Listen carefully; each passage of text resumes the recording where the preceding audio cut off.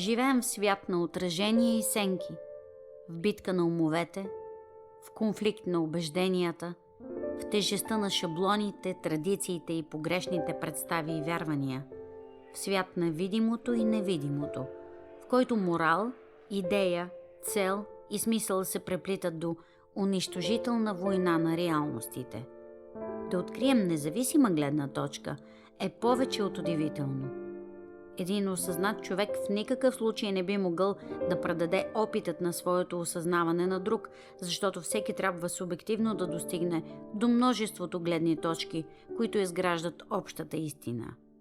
Възможен ли е такъв всеобхватен, божествено подобен поглед изобщо? Субективният човек трябва да стане едно ядро с висшето осъзнаване. Такава е и мъдростта на японското мислене. Един се разтваря в множествеността и множествеността функционира чрез всеки, без да търсим силата на индивидуализма.